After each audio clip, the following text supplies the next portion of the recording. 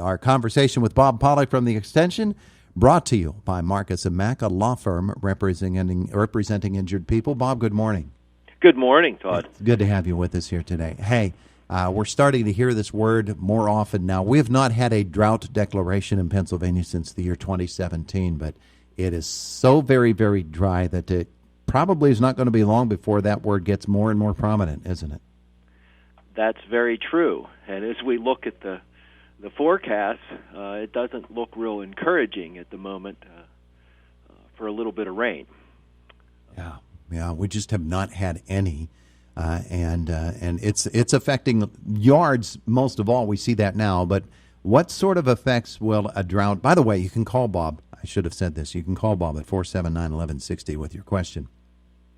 But what in terms of crops? The corn crop for farmers, the sweet corn crop for everybody else who doesn't do it commercially, the apple crops, all of those crops that we have are fruit trees. What does this dry summer mean for them? Well, on annual crops,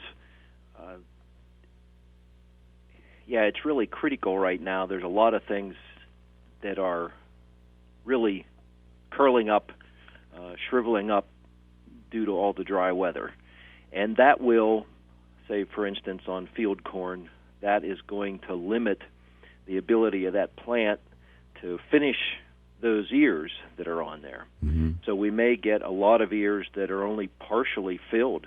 And in some places, in some fields, especially on shaly soil, which a lot of times we find up on, as we get up towards the top of hills or up on top of hills, the ground's a lot more shaly, so bigger little chunks of rock, and then those tend to dry out first. You'll see the most stress there, and then as we go down over the sides of the hills and into the bottoms, where we tend to have more clay content in most cases, unless we're along a creek bottom where we have a lot of loamy, silty soils. Yeah.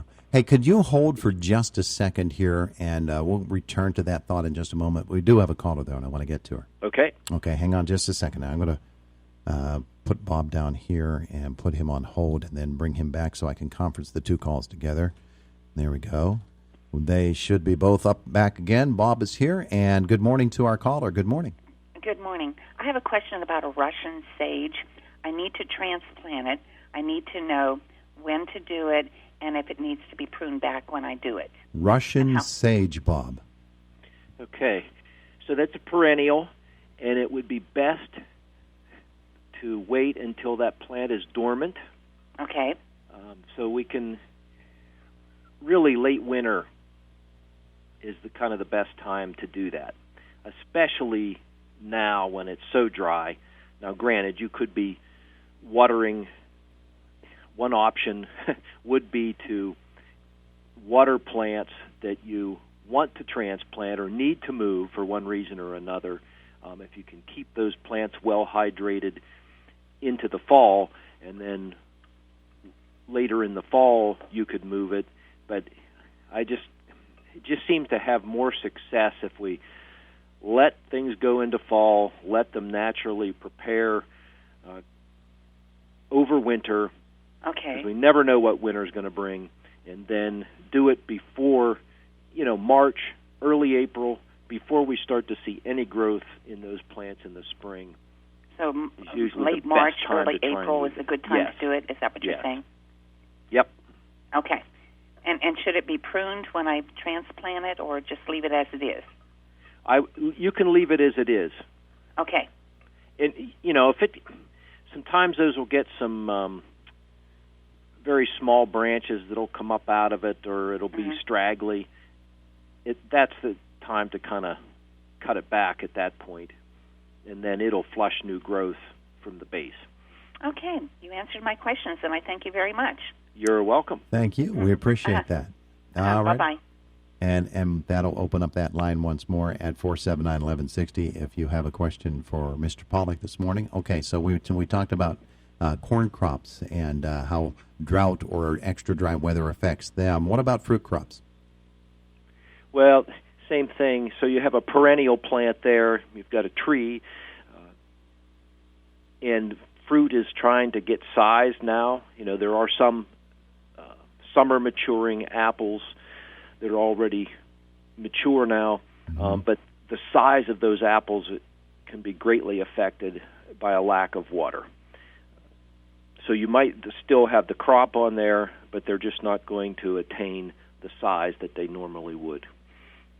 Okay. And on top of that, you've got the stress on the tree of it bearing that load of fruit. And at the same time, that plant's also trying to set up flower buds for next year. So as we go into this very dry season, that puts additional stress on the plant. So we may not have as good of return bloom next year if this continues much longer. Yeah. Now, you have said in previous segments this year that trees can recover from that particular aspect because when it comes down to it, they overproduce in blooms in order to preserve themselves, don't they? Yes, they most certainly do. So we'll have this beautiful, full canopy full of flowers there, and we only need, at the most, 5% of those flowers to be pollinated to produce a full crop on a given tree. Mm-hmm. That's good. That's good news there. But we do know that it is that time when we need to start conserving water and making sure that we can get through to when it starts to rain again. October's usually a wetter month. Usually. Although after... There's no such thing as usual in the year 2020, is there? No, there sure isn't. So we've come off 3 to 4 years of having almost saturated soils all the time, and we go to the complete opposite now. So we had plants that were stressed from going through all that, and now we flip it completely the other way and produce additional stress in another form. And plants, and then you add in that hard freeze we had this spring that really affected some trees and plants more than others, but just depending on the stage of growth they were at that time, especially Japanese maples are one example of that. A lot of those never fully recovered from that. They pushed out some new growth, but many of those trees still don't have a full canopy of leaves in them, and or the size of those leaves did not get to their normal stage of growth. So that puts an additional stress on those plants. So I guess if you have a Japanese maple, a lot of those are smaller trees to begin with. That would be a species that you might want to water. Because they've already been under a lot of stress, and we don't want that to, depending on how the winter goes and into next spring, that could be not too good for them.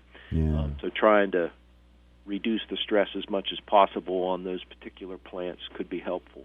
Yards having suffered as much as they have, probably too late to salvage anything from a yard that's already gone brown, correct? Well, and it's already brown. Let it stay dormant. For the most part, those will recover. We just want to try to stay off them, limit use of them as much as possible, and let them alone. And then when we do start to cool off and hopefully get a little bit of rainfall, those will come back. And if they don't, we're in the middle of August now, so we're quickly moving into, actually getting later in August. Moving into that time frame, which is the best season to reseed lawns anyhow. Yeah. Through the month of September for sure. That being the case, do you still recommend that September be the season in which we reseed lawns? Yeah, I think we need to get prepared for that. So if you already have bare spots and things, and we talked briefly last week about grubs and things, so there are some other things that can be working on the yard to make it go brown or sections die out. And there were Japanese beetles around for sure this summer. And although those tend to be isolated and somebody will have them and, you don't have to go far and somebody else didn't see one. Just ask my grapevines. Yes, that's right. They are a magnet for those, and then as those adults lay eggs, those eggs. Now, when we have drier weather like this, that can reduce the amount of eggs that hatch because it's just too dry. So that can actually be a plus for us on that end of things, because the grubs go down in the soil, feed on, especially on grass roots. Mm-hmm. One of the things that I've noticed, we've talked a lot about bees this summer. There are other pollinators besides bees. I've noticed the hummingbirds are working really hard, and the butterflies that are out there today, they seem to be enjoying their summer. Yes. Yeah, I've seen a number of butterflies flying around, and that's right. There's a number of other native pollinators and small insects and that are flying around visiting those flowers, getting pollen from them, but at the same time also pollinating. And those tend to go unnoticed unless we kind of pull up a chair at flowering plants and just sit and observe what comes and goes. And that can be a great activity for a child as well. If you're looking for something for the kids to do, is if you can get them to sit long enough, or even stand and just take a nice flowering plant and just stand there, and you can even time it for a minute. How many insects can you count in a minute that come and visit this plant or this particular flower? Mm-hmm. When you're talking butterflies, do they run in colonies that the population booms and then wanes, such as the bees are right now?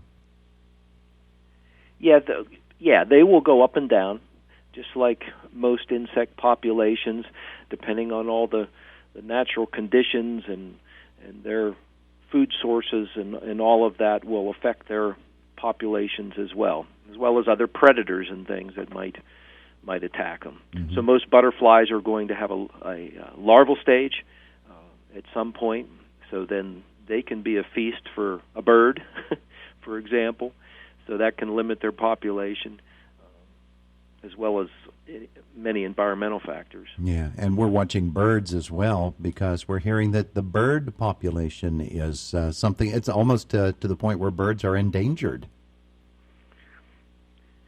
Yeah, so we come and go in these cycles and varying things that factor into that, and sometimes we have way too many birds, and especially of some species, and starlings and things like that, for example. Mm-hmm. And then other species aren't as adaptable, or they may go somewhere else as well. Yeah, and cats beat up on the bird population too. Cats just love them. They can. Cats are nature's perfect killer. I read an article that said that the cat population, the outdoor cats that are taking care of the bird population, is a little bit out of hand. So rein in your cat. As mice and other things. Yeah. All right. So he's Bob Pollock, the Extension. Thanks so much for being with us again today.